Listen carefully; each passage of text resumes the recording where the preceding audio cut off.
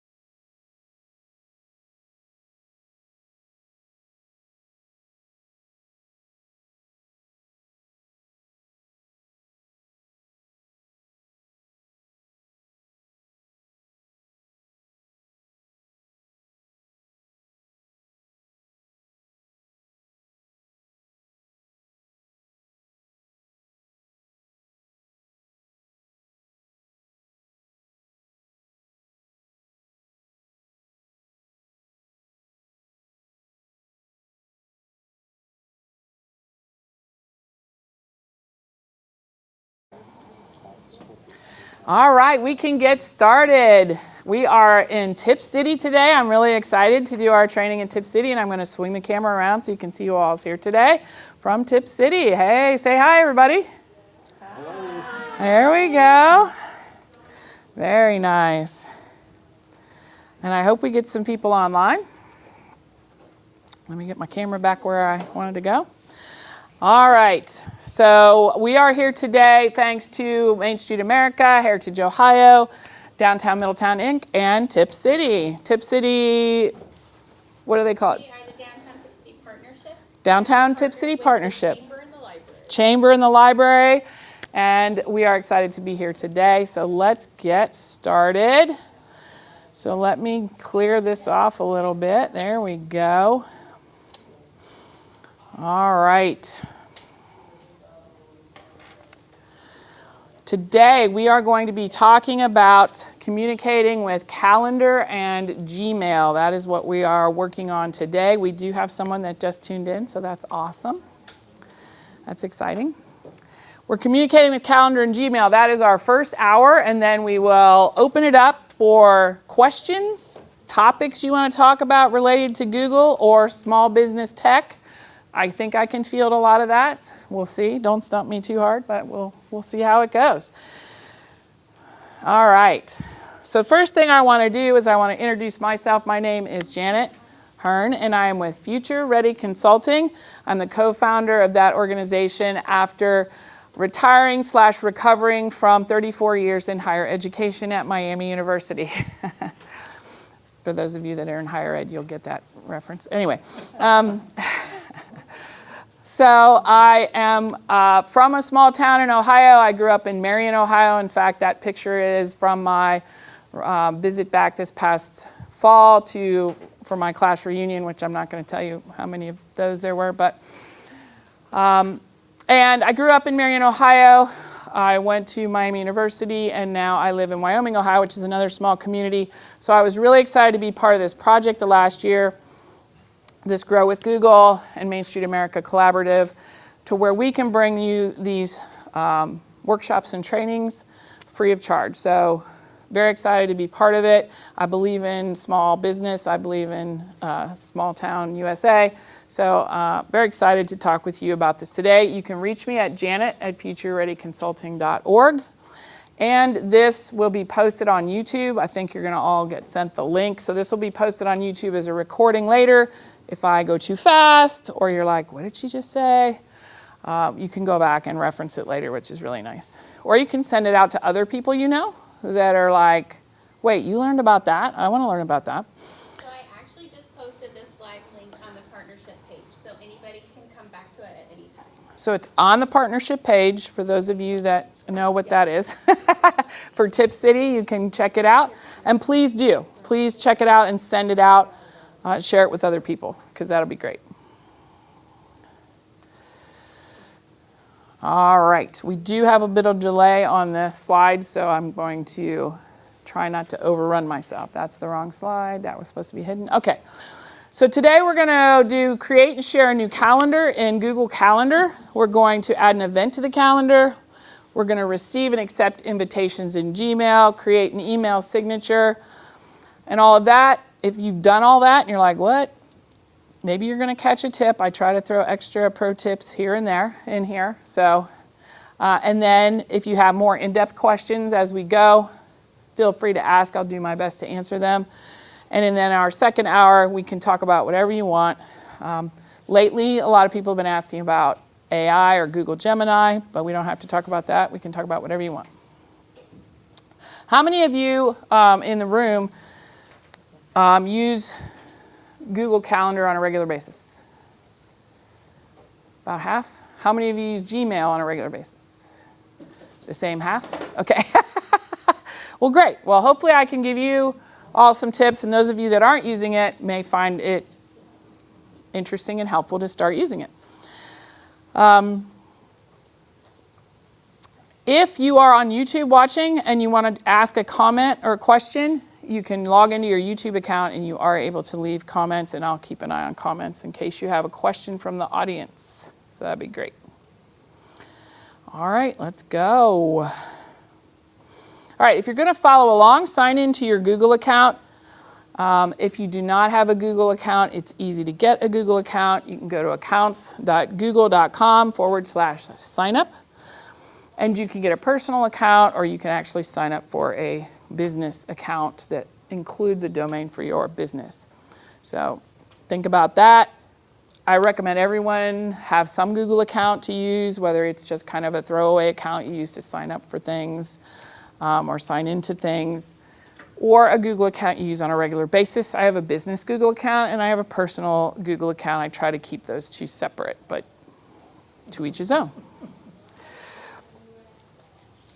All right, when you sign up for a Google account, you get a lot of access to a lot of things. You get access to Sheets, which is similar to Excel, Docs, which is similar to Word, Slides, which is similar to PowerPoint, Google Drive, which is a storage area for all of your electronic paraphernalia, Photos, Chrome, where you're logging in and you can save all of your search history. You can save sites you want to make sure you have. You can add extensions.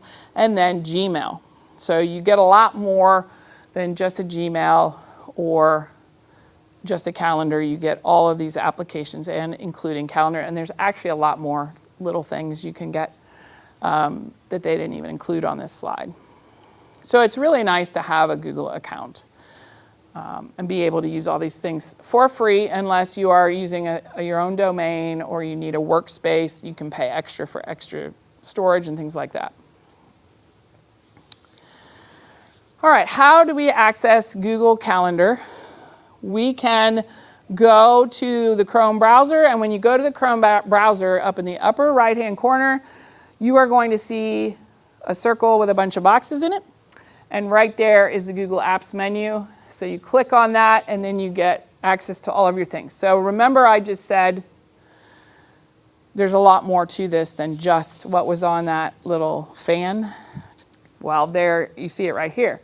There's search, there's maps, there's the Play Store, there's news, there's Google Meet, which is a meeting application. So if you're paying for Zoom or you hate Zoom, Google Meet is another alternative for you. And you have a YouTube account. So it's a free YouTube account. You can post videos and things out there privately, unlisted, or publicly, if that might be helpful for your business. You have docs, photos, all of those things, and that menu goes down. If you scroll down, there's a lot more to that menu. So that is how you access the calendar app. When you access calendar, then you can create a new calendar. So you see my calendars, and you see where you can add other calendars. Now, I want you to think broadly here, because it's not just necessarily your calendar. You can add calendars, including a family calendar. We made both of our kids learn how to use Google Calendar, and so they each have their own calendar, plus there's a family calendar, so they can post their events on there so we can try to keep track of them. That doesn't always happen. But if you have a busy schedule with your business, with your family, with your extended family, kids, grandkids, you might want to have other calendars that people can post their events to so that you can keep track of all of those events. So don't think of this as just a one calendar, that's it, that's all I need. You have birthdays you could put on here, reminders, tasks. You see a holiday calendar you could turn on. So there's a lot of opportunity here with calendars that maybe you haven't thought about using them for those things. All right. So when you click on create a new the plus sign, you get create a new calendar as an option. You can also subscribe to a calendar, which means somebody has sent you a URL to their calendar. You can subscribe to it so you can follow their things. You can browse calendars of interest. So oftentimes you can look for other calendars if you're interested in a sports team, a professional sports team, certain holidays. You can look around and see if there's calendars that you want to add to yours so that you can keep track. One thing that's nice if you can find some holidays or some calendars that have different types of events on there. It's nice to browse and get to that because you might find small business events that you want to participate in. If your local Main Street or chamber has a calendar that they can send you the URL, you can subscribe to that, and then their events would weave in with your calendar, which would be nice. Question? Yes. So I don't know if it's by default or if I can change it, but it seems like I have multiple calendars on mine, so I'll have 3 Labor Days that show up or whatever. So how do I get rid of that so I'm not cluttering up my calendar? That is a great question. So I will show you as we move through, I will show you where you can choose what is shown on your calendar. So you probably have people sharing their calendars that have holidays, and you can, yeah, so you can uncheck 2 of the holiday ones so you don't see all that. I'll show you how to do that. Remind me if I forget, but I will show you that. Because that is a critical piece. Some people miss events because they haven't turned a calendar on, they subscribed to it, or it was shared with them, but they didn't show it on their calendar. And some people have 16 of the same event showing on their calendar. The thing you have to be careful of, though, is let's say it's, I don't know, someone else's calendar that's shared with you and they have the holidays and you're seeing those holidays. If you're like, I'm sick of that, and you turn off their calendar, you may miss their other events as well. So you just have to be, you have to be careful. But yes, we can get rid of all that. All right, so when you create a new calendar, it's actually going to ask you to name it. Be careful about this. It sounds like that's easy. Name, you know, you might say, well, this is my calendar. Don't name it my calendar, because if you have shared it with other people that said my calendar, now you have 3 my calendars and you don't know which one is yours. So put your name, put your business name, put your business event calendar, because you can actually have multiple business calendars. You can say, you could say it's the chamber event calendar, but then you can also have a separate chamber that you don't share with everyone else that you put your personal meetings and stuff on. So be careful and think about what is this calendar going to be used for. So you'd say chamber event calendar and chamber personal calendar or something like your name. So that's the kind of thing you want to watch when you name it so that you really know what it's for. You're going to put a description. You don't have to. But if you want to put a description just in case so people know what that calendar's for and you remember what that calendar's for. Time zone. This is really, really important. We actually had a problem with this event because the time zones got messed up in Google, and so Google fixed that for us. But if your time zone is wrong, your events you put on there are going to show wrong for everyone you've shared that with. If you've accidentally picked the wrong time zone, or let's say you're traveling and you're like, I think I'll set my calendar up. It's going to pull the time zone you're in currently, potentially. So double check your time zone if you have time issues, and then you hit create calendar. But I've seen a lot of problems with time zone issues. All right, now we're going to add an event to the calendar. You can look at your calendar on your phone and on your laptop multiple ways. So you can just look at it by day, by week, or by month. Personally, I like the day view on my phone, and I like the week view on my laptop. Some of you might want to see the whole month, so you can see what's happening all month. You can change views on the fly. It's not set in stone, so it's nice to be able to change the views. All right, so we're just going to add an event on our calendar quickly, and if you've used this, you know how to do this. If you've not, we can just walk through it quickly. So you're going to find a date that you need for the event. You're going to enter the title of the event, the start and end time. You're going to add a description, and you may again think, I don't need that, the title says it all. Well, who are you sharing this with? The title may not say it all.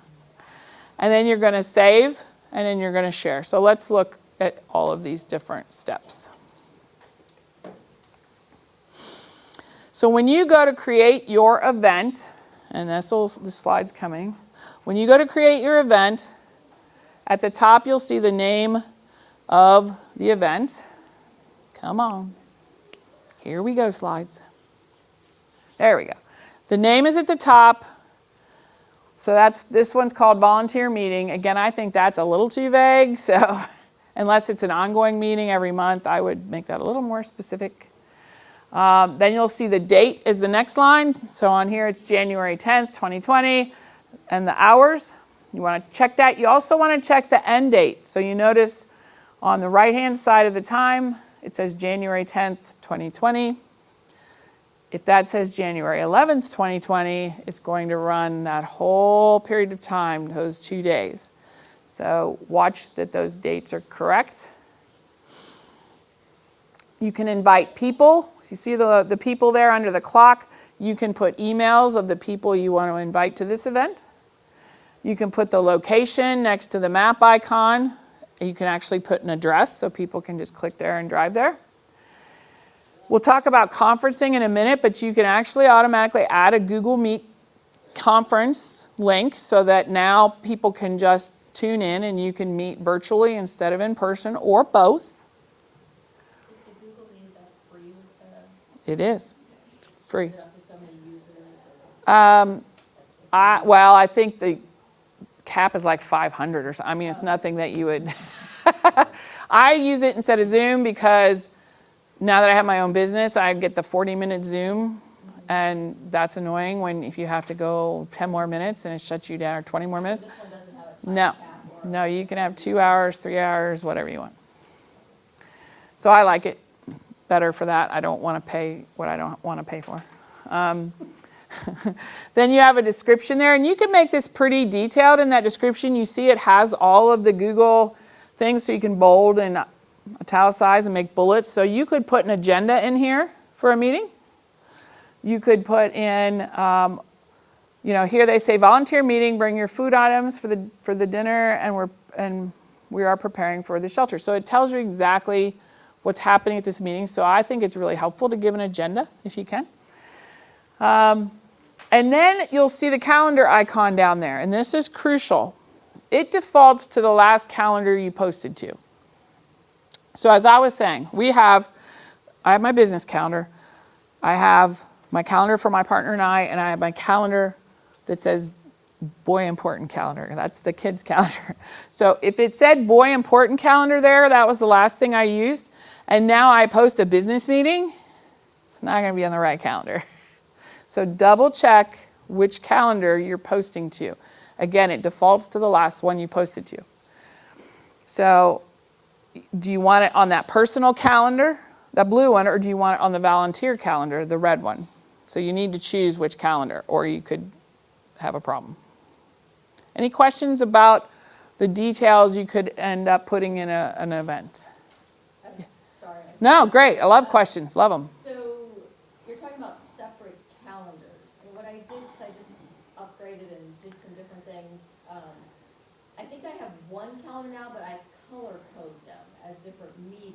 So that's different than setting up separate calendars, because I want It to is. all on one as opposed to multiple ones. So you can have, if you have separate calendars, you can still look at them all on the same calendar page. You can turn on 20 calendars, Right. 2 calendars, 10 calendars. But as you share out, you can share that single calendar. So if you're putting color coding, so I don't know what you're color coding, but maybe you're color coding meetings versus lunch, let's say. I have personal, appointments versus, my networking meetings versus Mosquito Joe type meetings. Okay. I color code them, and it's really just for my purpose. But I guess I'm wondering, is there an advantage or disadvantage to doing my color coding versus Different calendars. So the question, not everybody can hear the question out there. So the question is there an advantage? What's multiple calendars versus color coding your appointments? What does that do for you? So the perfect example I can think of is if you share out your Mosquito Joe calendar to someone to show the availability, or I don't know who you share that with. They're going to see your doctor's appointments. They're going to see they're going to see everything you've put on your calendar. So that is the immediate advantage is if you're sharing one or the other of your calendars, if you share the personal one with your family, they're going to see all your Mosquito Joe appointments. So right now I don't share them and don't have a need to share. Well, then you're probably fine. But if you're ever going to share that particular calendar, I would separate them. Yeah, but you can see them all at once, and I can show you an example of that. But I like to keep them all separate because I don't want everybody in my family seeing all my different like meetings, and they don't want to see it either, frankly. Yeah, another question. Sharing with Outlook. Sharing with Outlook. Outlook calendar, bringing Outlook calendar into your Google and vice versa. You can. They can give you a URL from their Outlook to share. I will tell you, I have that in my family, someone who is on Outlook, and we share, and I only see updates about every 24 hours. So if they move it in the next hour, I don't see that. And we've had some problems with that. Like I'm like, oh, you're in that meeting. They're like, no, that meeting got canceled. I'm like, doing something wrong. no, it lags. And I have not found the solution to that. We have been trying to find that out. But you can share the URL, and they can see your calendar. But Bringing that into Apple.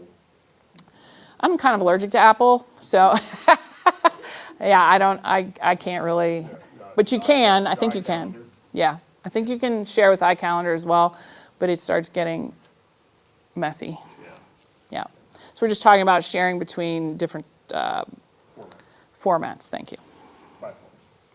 Platforms is even a better word. All right, any other questions? These are great questions. Hopefully it's helping everyone out. Yeah, when you start cross-platforming, it gets a little messy with the different platforms. All right. Sharing the calendar, and this again is important because you really want to be careful of who you're sharing your calendar with and how much you're sharing. So if you look at the 3-dot icon at the bottom of your list of calendars, oh, one thing I didn't mention, you can also set up a task and you can also set up a reminder instead of an event. So if that's something you'd rather do, you can do that. And then it's just it doesn't take up a big block of time. It's just a reminder that goes off and says, feed the dog or whatever. So 3-dot icon, settings and sharing. And then you can access permissions and share with specific people, okay? And we're going to go to that. You can also pick the colors that you want on that particular calendar, which is fun. And then again, here's your list of all the different calendars. So let's look at this sharing situation. when you share your calendar, you add an email address or a group address or something, and you add all the people you want to share this calendar with. The next critical thing is the permission settings. So you can add as many people as you want to share this calendar with, and you just keep adding their emails, okay? Now let's look at permissions, because this is kind of critical. So you want to choose the permissions with whom you're sharing. And if you have different permissions for different people, you add the people for that permission, set the permission, then you go back and add the people for the next permission and reset. You can't set per person, you set per group. All right, so here are the choices. See only, free, busy. So if you don't want people to see doctor appointment, grocery, if that's not an important piece of the puzzle, then just show them free busy. That way they know when you're available and they can schedule a meeting or whatever. See all event details mean they're going to see everything you've put in there, the description, the name, everything. So again, be careful. You're stating you don't want your new client to see that you're having meetings with old clients. Probably not, no. Or your competition. Right, yeah. So free busy is generally, unless this person is really close to you, I would not choose see all event details for that individual. I would say see free busy, for sure. Now, you can set your permission per event. So for example, this is probably TMI, but on our family calendar, other family members can see the details. And let's say I put a doctor's appointment on there. I don't want to share my doctor's appointment event with the whole family. So I can go into that event and just say private, and then they will not see that. So if that's like a one-off, occasional thing, you can do that per event. But if you don't want them to see all of this detail, then free busy only. And that just tells them when you're available and when you're not available. Okay, it'll just be a block. It says busy, and that's it. All event details is exactly that. The description, everything. Then you want to say, can they make changes to events? So is it a business calendar and you have an assistant or somebody that you want to be able to control and move things on your calendar? Then they need to be able to make changes to your events. They can add descriptions, they can invite people, they can change the time, the location, but you have to let them do that. And that is opposed to giving them your login.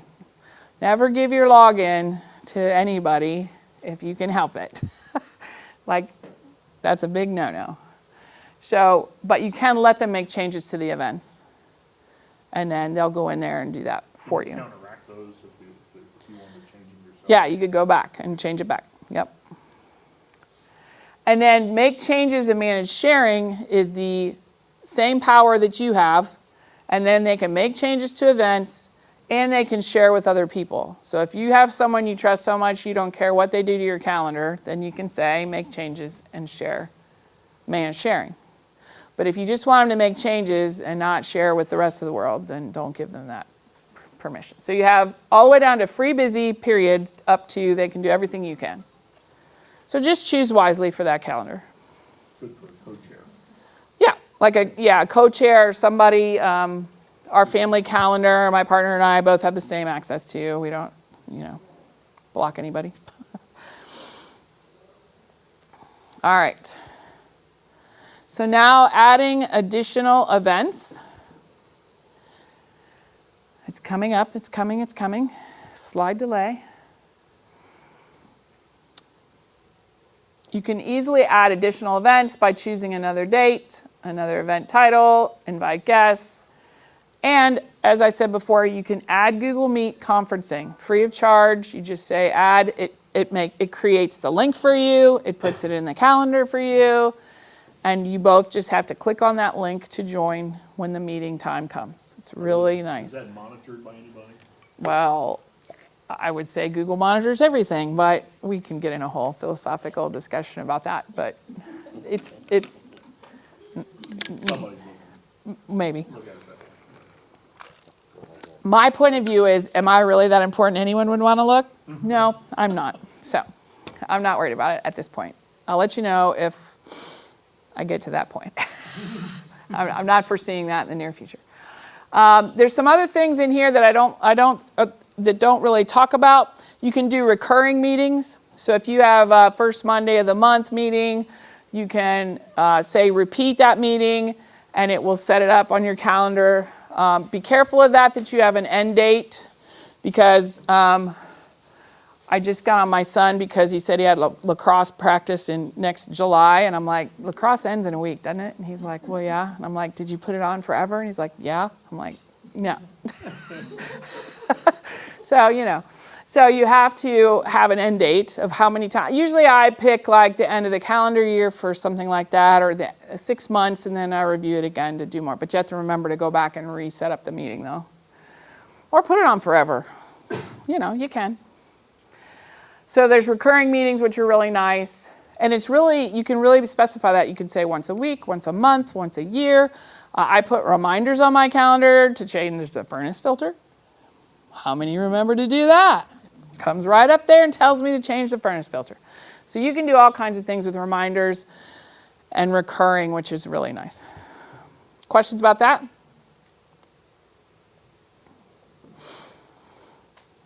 Okay. Next, we're going to talk about receive and accept invitations in Gmail.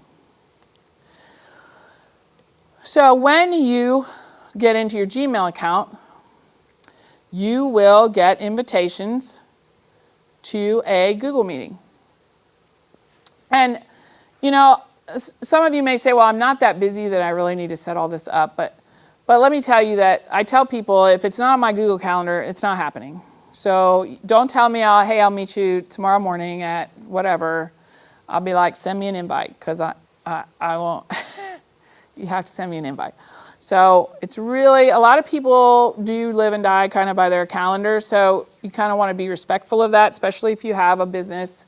You want to definitely send an invite so that you're sure they'll show up and they'll remember. So it's just really nice to do that. So when you get that, there's a place right there that tells you about the meeting, and then you click yes.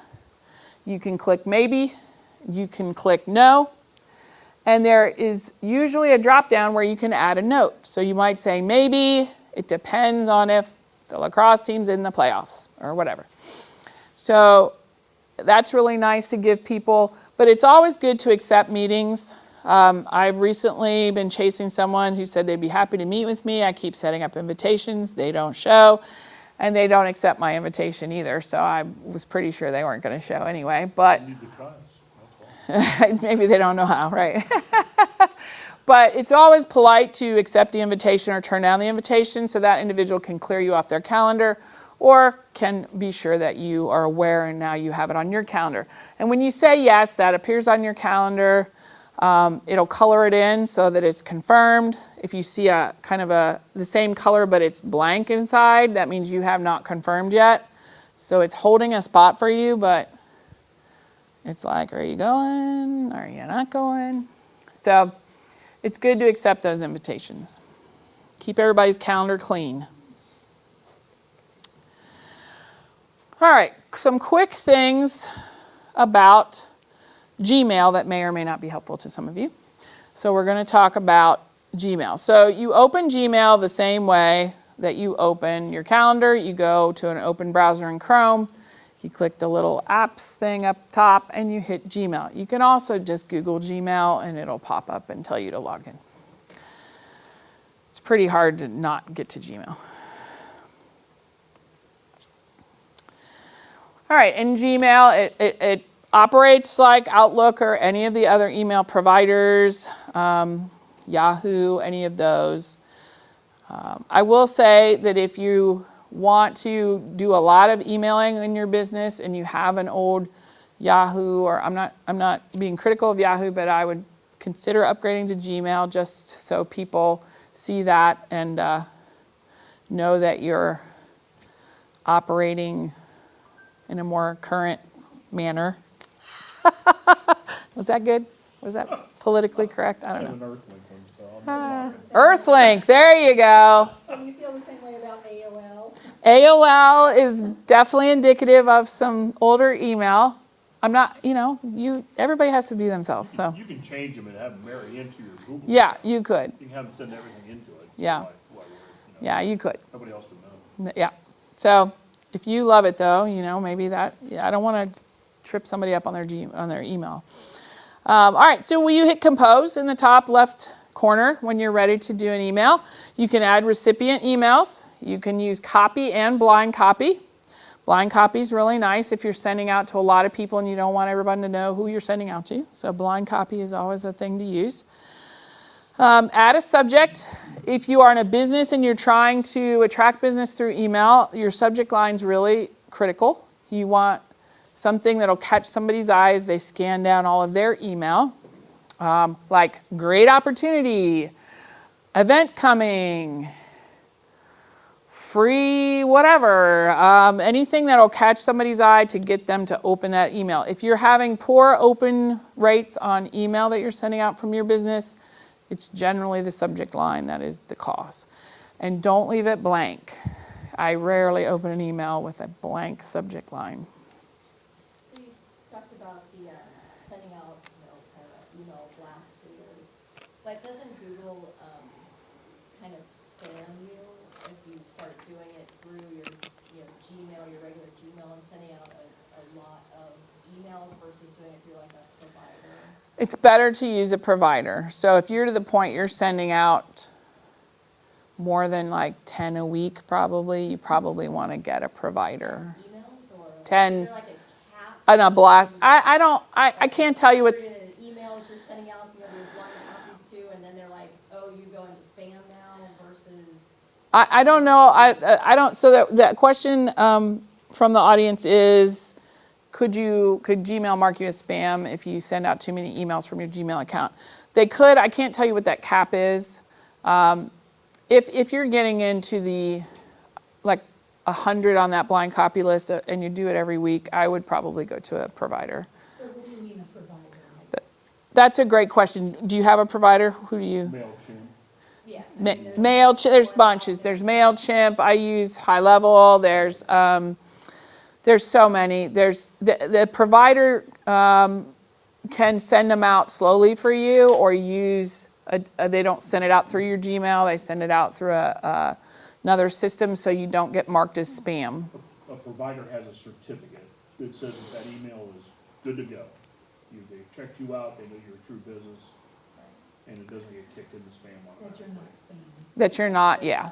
That you're A lot not. of the AIs are using it now. And they're real, yeah. They're using it now. Yeah, I mean, they're really clamping down on that. So you're right. If you're going to send out a bunch from just your local Gmail account, it probably will get marked at some point.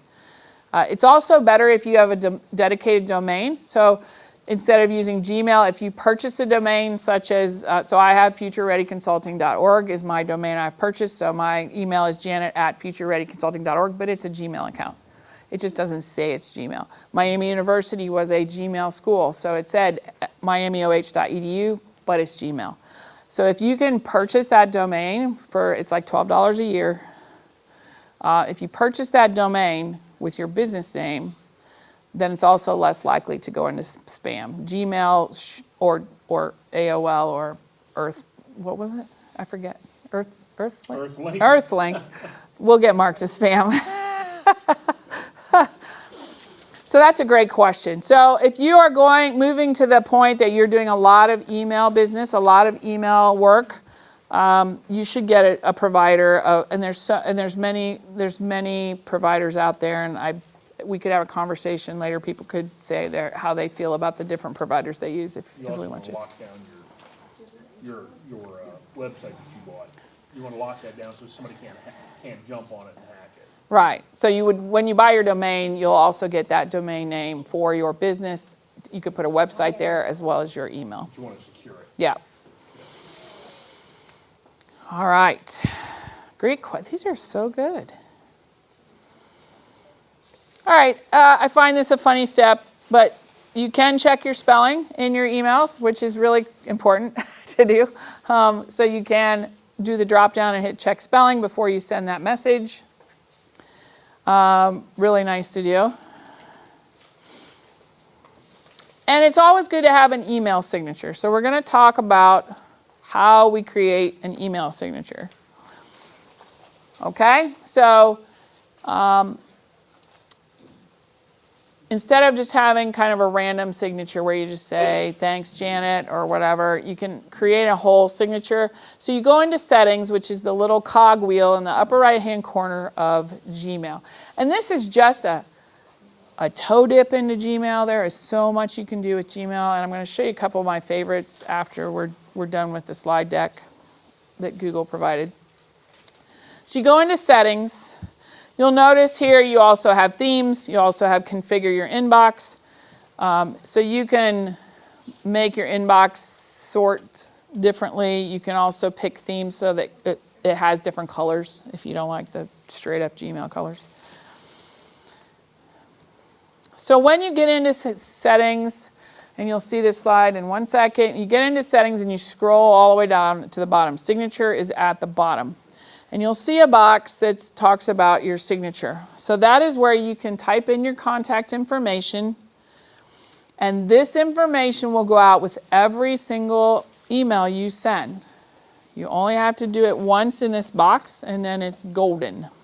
So you can put your name, you can put a tagline, your business name, you can put your business logo in the square. You can put all of your social media links if you want to. So you can be as simple or as complicated as you want to make it. You make sure the phone number you want people to have, because it's going to go out in every email. Ask a question on that. Sure, there's a When you question. put in your logo, how do you stop that JPEG from appearing at the top? Or is there a way of doing that? I've not had that problem. It should appear right down at the signature. Yeah, when you attach something else to it, then that JPEG that shows up at the top as an attachment. The logo does? If it's a JPEG, yeah. Well, then I must not use the JPEG, because that doesn't happen to me. PNG. I recommend a PNG file. And make it small, because if you make it big, it'll eat your whole signature up. So I would recommend a PNG, because I've not had that problem, but I don't use JPEGs much anymore. So it's a .png file, and if you use Canva or wherever you have your logo, you can use that and save it as that, and then put it in there. I would do 500 by 500 or less, because otherwise it'll just eat up your whole signature. And save it and go look at it. And if you don't like it, you just keep going in until you can tweak it. You can also purchase add-ons that make your signature all pretty. But I would keep it simple. I would keep name if you want the address of your business, the name of your business, a phone number for your business, or your personal phone number if you're okay with that. And then the logo, and if you want to get complicated, put your social media links in there. And a tagline's nice if you want to kind of communicate what you do or what your value prop is in a line. So that's nice. I have another question. Yeah, sure. So I have multiple email accounts that I do personal, business, and then things like business, personal. Multiple accounts, yes. And then I have multiple email signatures. But I noticed that when I upgraded, or when my husband upgraded the system and software, that now it's making me required to select the signature. It doesn't automatically put it in there. Is there a way to make it coded so that if I'm in a certain account, it always defaults to this one? Because now I have to go up to the email signature, click it, find which one I want, and then do it depending on which one I'm in. Where before, it just defaulted to the one that I had set up in that personal Gmail. Right. So if you have so the question is, she's saying that all of her emails are in her Gmail account, and she has to pick which signature every time she sends the email. Can that be avoided? So it depends whether you have all of your emails come together in one, which it sounds like that's the way he set it up. No, there's separate. I mean, I can view them as one, but I have them as separate accounts. Like I view them, like it's in one Gmail, but then I click. You click the personality? Yeah. Well, then I'm on the left. I'm surprised it doesn't. Shouldn't have her stationary on. It doesn't hold it into that. Yeah, Set it up interesting. In that account, but then it doesn't retain it. Her stationary is not a check mark in the list. Which For the list? Stationary. In Outlook, it's called stationary. Oh, yeah, In they Google, don't it's use that called, too. Format or platform or whatever it is. I can't remember what it's called. Okay. You have to check mark it so it comes up like Joe all the time. Check your settings down by the signature, because there may be a setting Where I set it up. where you keep it from asking every time. It's probably a checkbox that says ask for which signature every time, question mark. Yeah, it doesn't ask for it, I just have to remember to go do it. Yeah, that would be a It doesn't pain. default to it, I have to go select which one. Yeah, that Go to would be your a settings, pain. Go into your settings for each one, because I happen to do both. One does Joe, one does Joe with this company, and Joe with this company. Right, You can go into your settings and set that. okay. Yeah. Do that each one, each Each account. Well, just one time, and then you'll be Well, good. depending on the accounts, like, Because I want it to default in each different if it's your account. personal one, it'd be, whatever your first name is, can't read it that far Yeah, away. yeah. Kim at whatever, and then Joe Mosquito would be another account, so you would set that up so it'd be Okay, check marked in Joe, in Mosquito Joe. okay, I'll look. And Yeah. Kim would be check marked. It should have the default available in each one, is I think what he's saying. There you go. Yeah, and you just, so when you're in that account, say this is my default signature, and the next, and you only have to do it once, Okay, hopefully, yeah. for each account, right. That is complex. When you get multiple accounts, you have to be very careful, because you could send a Mosquito Joe signature on a, Right, 'cause one has my personal cell phone. Yeah, number, and you're like, no, and no, I no, no, don't no. want that going out to the world. 100% agree with that one. Yeah, that'd be bad. So it does get complex with calendars and Gmail if you have multiple personalities at play. I generally switch my entire browser when I switch accounts. So I open up a new browser with my personal, and so everything I pull in there is for that account, and when I'm in my business, I'm on a different Chrome page that has everything. So that way I just keep those lives separate as I can. Otherwise, I would be sending it the wrong signatures all the time. There's some other cool things in settings, so I would explore Gmail settings. Once you kind of get comfortable with Gmail, go in and look at those settings. There's a vacation responder, which is nice. You can put in a message to say, hey, I'm out right now, and you can set the dates. I'll get back with you when I return. That's super handy if you have people that are emailing you and you know you can't get back to them. So there's a lot of really cool settings in Gmail that you can play with. So once you get comfortable with the basics, then I would do that. I'm going to show you a couple other things here in a minute, but for now, let me just recap and give you some additional resources. So in Calendar, we learned how to set up a calendar.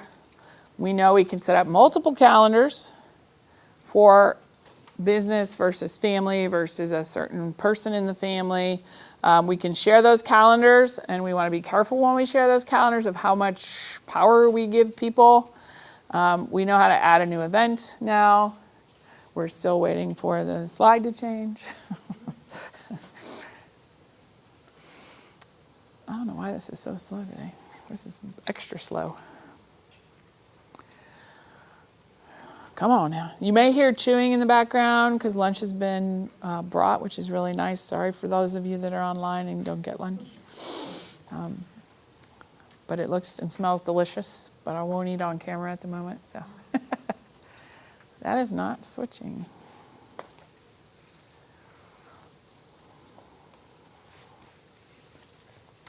All right, I'm just going to go ahead and go through this because I don't know why this slide's not switching. But Probably because there's 100 of us on it. yeah, you're all online, so it's slow. In Gmail, we talked about how to receive and accept invitations, create an email signature, compose a new email, and you can then hit reply all when you reply to other emails. There wasn't really a slide for that, but all of the functions you have in your normal different email accounts you can do with Gmail. That's stuck. There are other apps that are provided with your Google account, including Forms, where you can create forms and surveys, which is really nice if you're trying to take a poll of people in your service area, or that have, if you want to do a survey of people's experiences, that's nice. There is Google Meet, like we talked about, so that you can have virtual meetings with people. And then this has got to be an old slide deck. There is Google Sites to create your own websites. There's much better apps to do that. Don't use Google. Ooh, ooh. Shh. Good start then.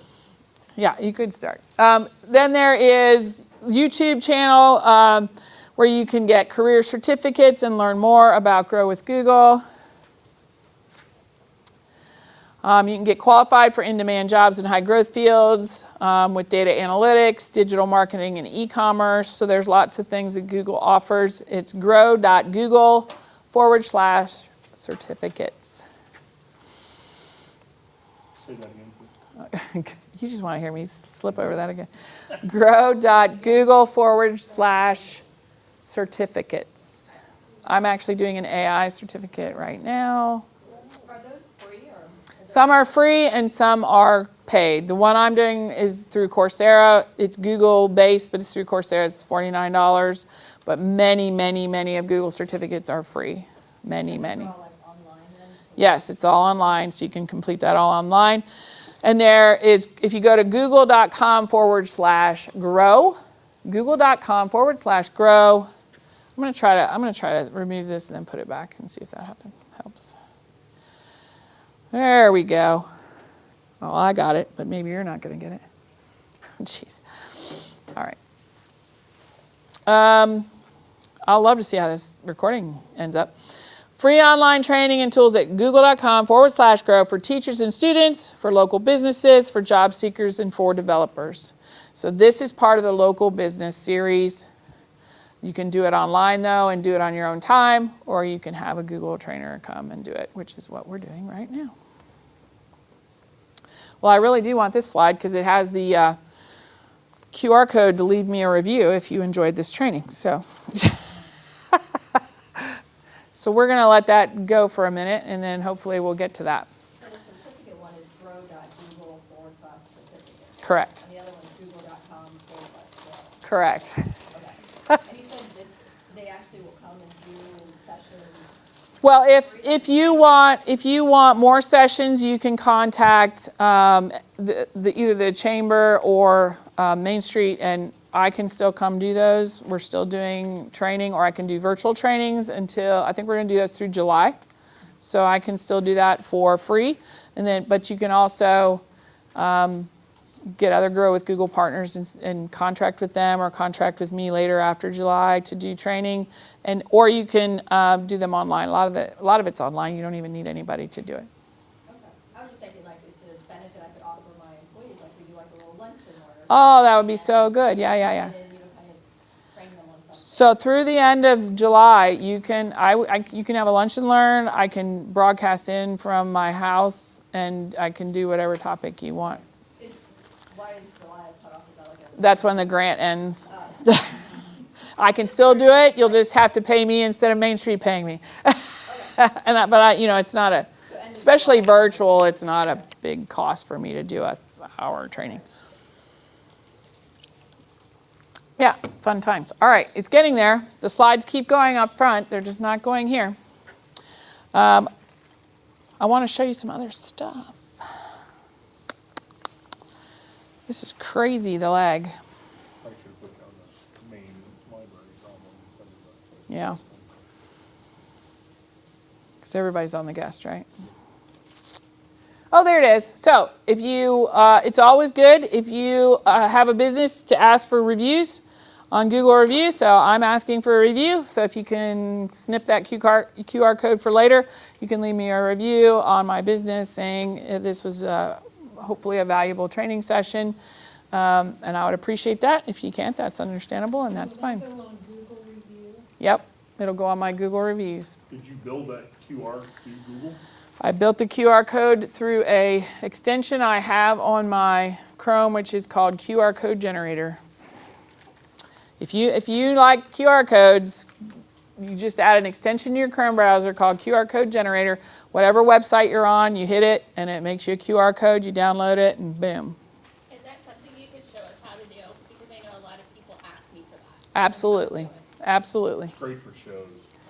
Yeah, I can show you how to do that, and I think I have a video actually on my YouTube channel that already shows it, but I can show you today as well. Now, are those the codes that will actually track?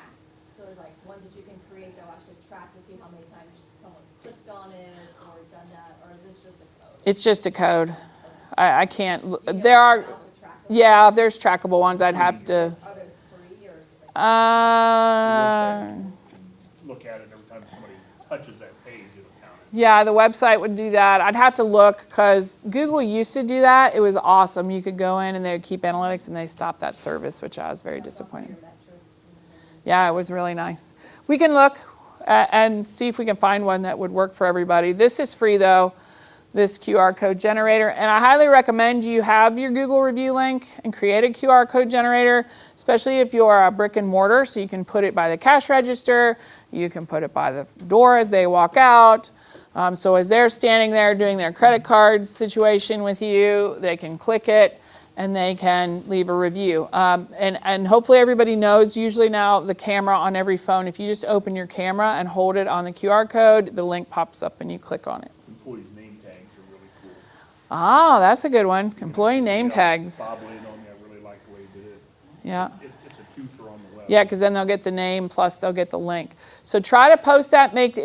People want to leave you reviews. It's just if it's a pain, they're not going to leave you a review. Like you can put a QR code at the bottom of your receipt. So they get their receipt and they go, oh, yeah, I like the service. And they get in their car and they can click it and leave you a review. So make it easy. And then people don't seem to mind leaving a review. But if you make it hard, like here's the link, and it's a long link, and they're like, oh, Or if you don't post it anywhere and they have to remember to go home and go find you on Google and then leave your review, then that's a pain. But if you leave it on receipts, by cash registers, by doors, if you send them an email following the service, if you're not a brick and mortar, put it in there. So that's really nice. So just curious, you said we go for the QR code generator. Uh-huh. And that, when you create that, is going to do your reviews? It'll make a link. So if you hold your camera up to that and click on the link, it should go straight to my Google reviews. It should go right to Yes. Google. Okay. In theory, unless I made a messed up link this morning. But he says it's good. So that's nice. Yes? So sometimes I'll get an email from a company that I've purchased from, and it will specifically just be an email to leave a review. Is that something that Google will send out automatically, or do you have to set that up? You have to set that up. But I recommend you do. So some people do a workflow in like a communication flow manager of like High Level or some of these others we've named, HubSpot, so that when you have a sale, it'll grab that customer's name, it'll automatically send them an email and a template that you've set up.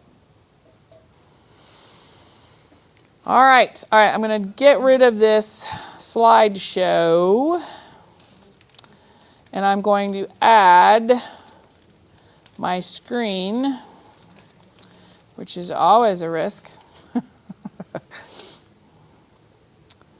Let's start with my calendar, which I don't really necessarily want to share all my life publicly, but I wanted to show you a couple things.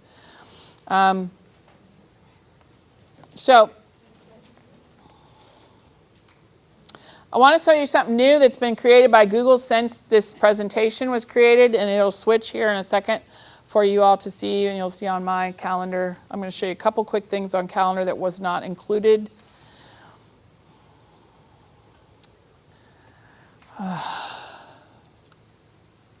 Again, we're waiting for the delay here. See, if I show you from my screen up there, it's too small. You know, if I put my food over there, I could probably eat between delays, except then it would record it and then. All right, so in just a second. So something else you can create that's new now. So does anybody here use like Calendly or one of those? Anyone? Yes? All right, so Calendly is a service that you pay for, and I always try to avoid paying for services. If you pay for the service, you can send people a link or put it in the bottom of your signature, and then they click on that and they can pick slots, available slots to meet with you. And in Calendly, I assume you've set up maybe like 9 to noon, 30-minute slots, and then you leave a lunch spot, and then you say 1 to 3 30-minute slots, and then people can go in there, pick the slot, book it, they get sent a link, you get it put on your calendar, and you don't have to touch anything. Yes? So that's really nice.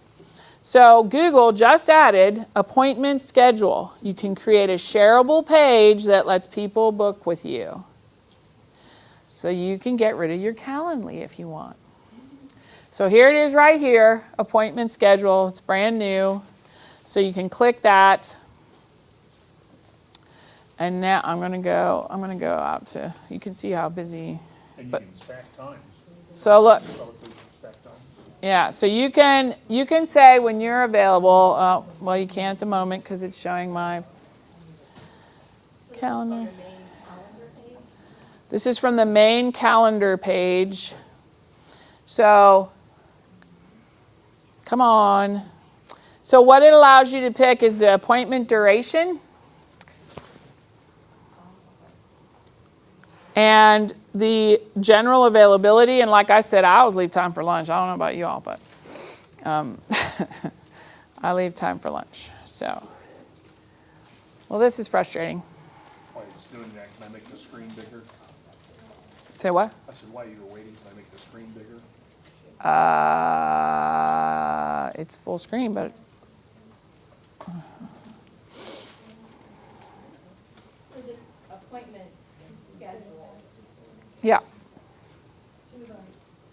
There you go. Cool. So the appointment schedule that you're doing, that's talking about you can create a link then to put like in your email signature. Yes. So where do you get the link then? Yeah, I'm trying to show you. Oh, okay. But it won't let me.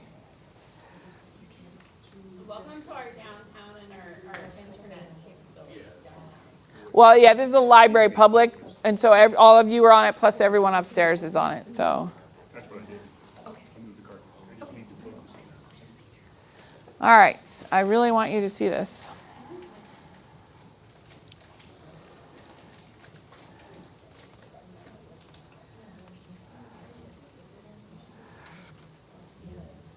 Okay, here we go. All right, so you can pick the appointment duration. So do you want people to be able to book an hour, 15 minutes, 30 minutes, 45 minutes? I generally leave time. If it's an hour, I do 45 minutes, so I have 15 minutes in between. 30 minutes is usually like a free call, right? General availability. So this is giving general availability for you on, not like considering vacation and all of that stuff. So when are you available? So you can set it up for Monday through Friday. If you take appointments on Saturday and Sunday, you can choose to add those in. This says I'm not available because I'm pretty much not. So you can set the available time span. Now, if you have an appointment already on the books in that span, it will not let someone book that. So you don't have to worry about that. But in general, when are you willing to take client appointments? And maybe it's just Mondays, Wednesdays, and Fridays, or maybe it's just Tuesdays and Thursdays. They don't know that you're like, I don't want to talk to you on Monday. They just see there's no appointments available on Monday. So if you're like, I don't do Mondays, don't make appointments on Monday. So you see this purple is all the different slots that are available, but notice it'll jump around my appointments. There's no slots available then. Now, I don't do this because I have another software that I've already got set up that does it, but. So you said that it would have a block and it wouldn't let anybody go in between. Can you go in between those spaces? Yes. And if I add somebody in there myself by hand, it'll block those spaces. Yeah. So this checks every time someone pulls up your page to book an appointment. It looks at your calendar and says, well, what's available? So how much is that service? This here, free. That's free on our Google. Yep. They just added it. That's just. So what is it that you have? I have Calendly and I don't pay for it. I do the free version, but There you go. I'm connected to my Google, so there's no point for me do it all through Google right now. Okay. It's just a matter of me So going in it's and switching basically it. the simplest. Yeah, it's the same thing, it's just integrated with my Google Calendar, but now that Google's offering it, I can get rid of that. This is brand new. I mean, like, I didn't It's even, like an appointment book. yep, it's an appointment book. Make sure you pick your time zone. Again, if you pick the wrong time zone, everything will be a mess. Scheduling window. So this one is chosen at 60 days in advance to 4 hours before. If you don't want people to be able to schedule that far in advance, then change that. Will it send them a reminder? It should. Make it- Yep, it'll send them a reminder as long as you have that. I think that's going to be an option here in a minute.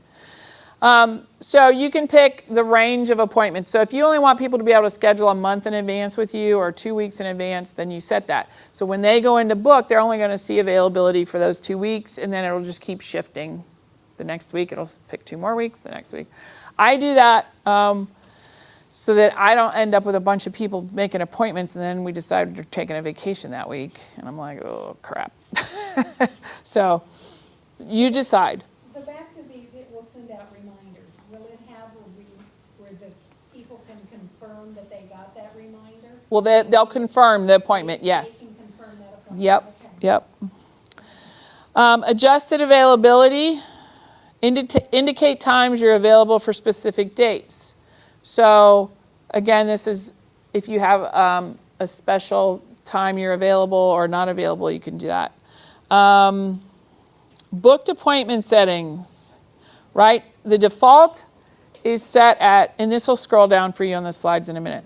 No buffer time, no maximum bookings per day. I don't recommend you leave it at that. no big deal. So you can say buffer time. So if you're the type who cannot go meeting to meeting to meeting to meeting to meeting, then schedule a 30-minute buffer time, which means if someone books at 9, you'll then also have it, if it's a 30-minute slot and they book it at 9 a.m., it'll also keep 9:30 to 10 open for you and will not let anyone book there, so that you can have 30 minutes to run to the bathroom, get a snack, get ready for your next meeting, whatever it is. If you don't need that kind of buffer time, then don't put any buffer time. You can put 30 minutes, you can put 15 minutes, whatever. But that's time that it will not let someone book after your meeting. Limit how many you accept in a single day. So I don't know how busy your businesses are. Maybe you don't need this. But if you get busy and you're starting to get 6, 7, 8 appointments in a day and you're like, I can't get any work done, then restrict it to 4. And as soon as 4 people book that day, it's going to close all the slots down for that day and they'll have to book the next day. It's super awesome. I can't even believe they're doing this, but it's highly due. Then it asks you what calendar you want to use, whether it's your personal calendar, your business calendar, which calendar, and it tells where else it should check availability. So I would have it check my family calendar as well, so it does not book me an appointment during a lacrosse game. And then it says next, but I don't want to do this, so I don't know what's next. But I imagine the next part is, well, I guess I can do it and then just cancel. Does it allow you at some point to put in your Google Meet, so if you're going to do it via... Location and conferencing, it does. So you can put your photo on your little scheduling page. It lets you put your name and your photo. It lets you put location and conferencing. Select where and how to meet. So if these particular ones are all going to be Google Video Meet conferences, you can put that. In person, phone call, so you can also put none so that you're going to arrange that later. So if you have an office and people have to come to see you, put your office location. If you're going to do it all virtually, then put your virtual location. I have a little office I meet in occasionally, but generally I work out of my home, so I'm going to put conferencing as my default. Phone call, you can put that. And then you can put to be determined or to be specified later, so then when you see it come in, you can email them and say, do you want to meet in my office or do you want to meet online or what do you want to do? This is pretty darn cool. You can add a description, so you can say free 30-minute consultation as the description. You can even add more details. So if it's, I don't know all the businesses we have recommended here. Can I pick on the chamber? So, so if they book a 30-minute consultation for the chamber, you can say, please have available your business name, whatever else the chamber likes to know or have a conversation about. So if you have information you need to consult with that person, put it in the description and say, this is what we need when you come. So they're ready, prepared. Booking form. So there's a form, and you can specify what you want in the form. It defaults to first name, last name, and email address. But you can add description of your business, name of your business, phone number. You can add things. Outgoing form, you're saying. The form that the booking form they see when they hit, oh, I want to meet at 9 a.m., it'll pop up and you say, here's my name. Yeah. So you know who you're meeting with. Can you plug in information in there? You can add. Like who else is going to be joining Yep. you? Yep. That's I know. cool. This is crazy. It's brand new. It's I brand. haven't had a chance to play with that. I wouldn't even known it was here had I not been prepping for this thing. I was like, wait, what? And then, to answer your question, and you'll see this slide in a minute, calendar invitation. Do you want it to send an invitation and all that? So and reminders. So it does ask you what you want to send them. This is cool. People pay good money for this, and now it's all part of Gmail. What? What? How long do you think it's going to stay free? Generally, if Google starts charging, they still have a free version. Like they might limit it to X times a day or whatever. But they're usually pretty, they don't usually do too much of a bait and switch like that. Can you limit the advertising on the backside if there's any advertising coming in? Yeah, you might be. I don't know. You'd have to see how they're going to do that. I mean, you all can test it with one another and see if there's advertising. I'm betting there is no advertising, but I could be wrong. All right, that's pretty sweet.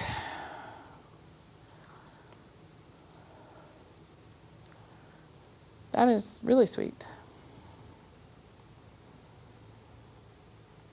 All right, so you have all that, and it's going to cycle through that. It's still back at the description. So, oh, it does have the form there. So see, that's the form where you add an item and everything. Awesome. That's really surprising. All right. Impressive format for that. Yes, I'm impressed. Way to go, Google. Now, the only thing, I don't know if it's different with personal accounts versus workspace accounts. So if you have a workspace account, it's generally a business account. If you have a personal account, it's personal. They actually give more things free on your personal account than they do on the workspace account. So if you go into your accounts later and you're like, this is not what it's not here. She showed us it's not here. If you have a personal account, it's probably a workspace account. Or if you have a workspace account, you might have to go back to your personal. This is my workspace account, so I know it's there. Which it's likely to be in personal as well because they usually give the more stuff to the personal account, which is weird. They're trying to lure you into it. Well, they market the one. Yeah. Keep the data. That's true. They very well might. Nothing's free. What else? I had something. I was just. Oh, no. What was I just going to show you? All right, we're going to let this catch up a little bit. So that's a cool feature. Didn't even know I was going to be talking about that, but I think it's really valuable, and I highly recommend you go check it out. And if you've been teetering on Earthlink, Gmail, I'm not sure, I would head over to the Gmail route and get some of these free features for sure. Oh, the QR code. You want me to show you the QR code? Oh, yeah. All right. Originally it was Prodigy. Oh, yeah. And they bought Earthlink bought them. Oh, yeah.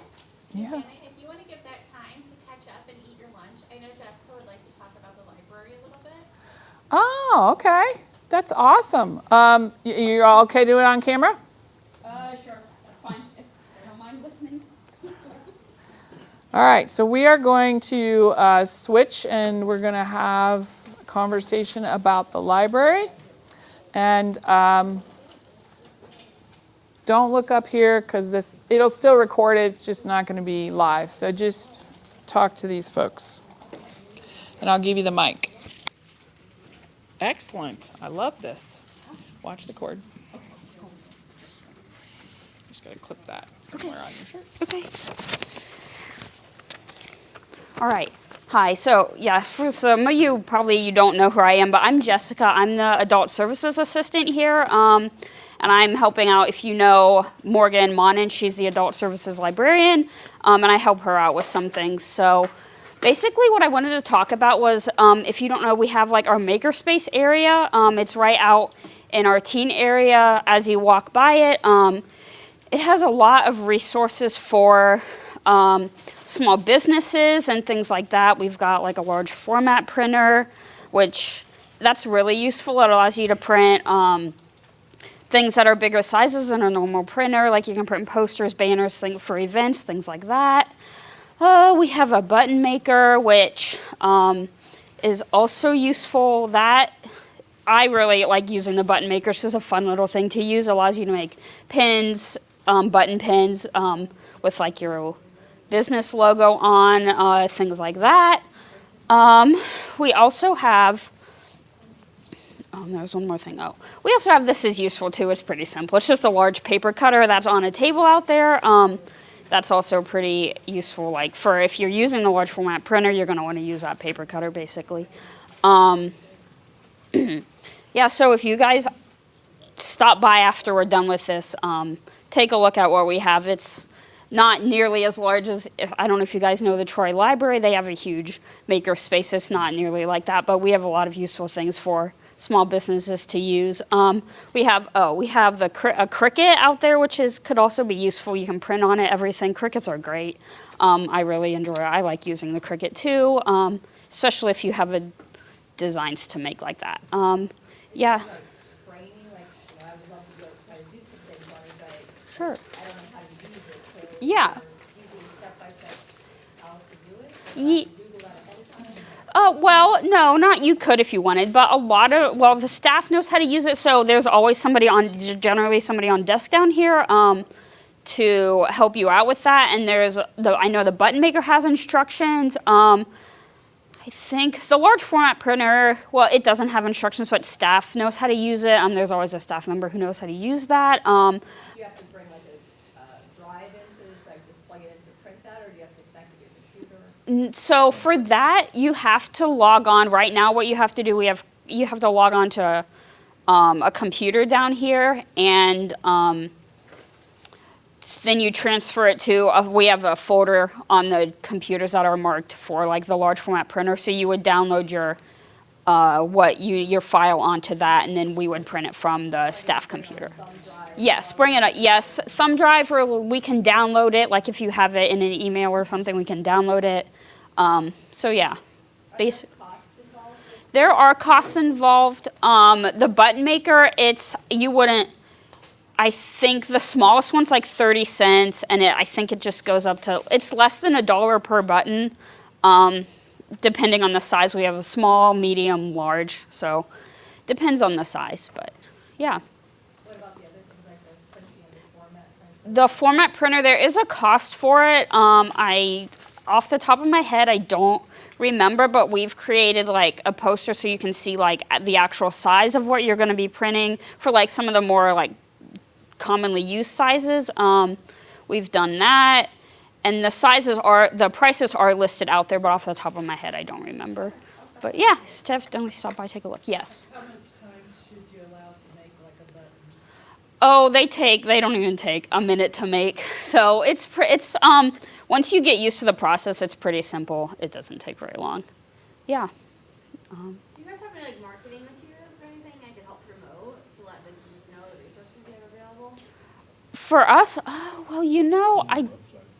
yeah, we do have a website for that. I don't know that there's anything on the website right now, but that's definitely something we could look into.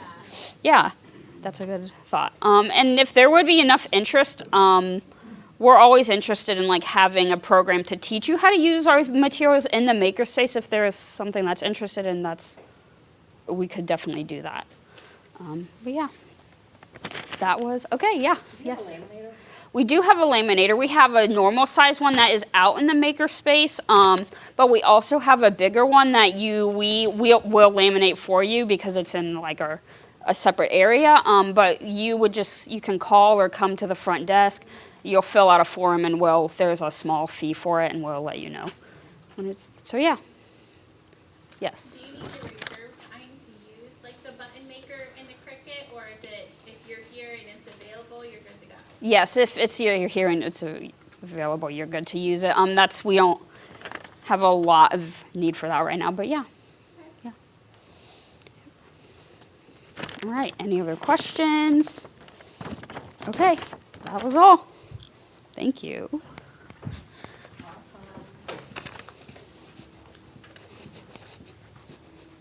Oh. Bodega, they're fantastic. I think everybody in Tipp City's been to Bodega multiple times. I had to put them on my betting forward list, unfortunately.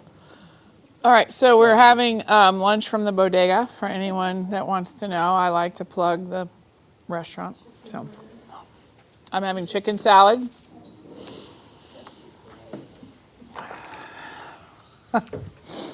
For sure. So, okay. Cybersecurity. Oh, we have a comment online that I didn't see come in about cybersecurity and artificial intelligence. So we can talk a little bit about that after we do the QR code, if anybody's interested in that. All right, let's do the QR code real quick. So let me share my screen.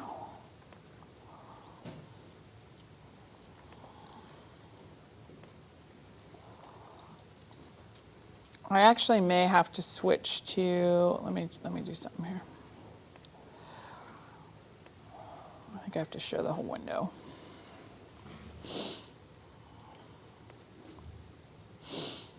Oops.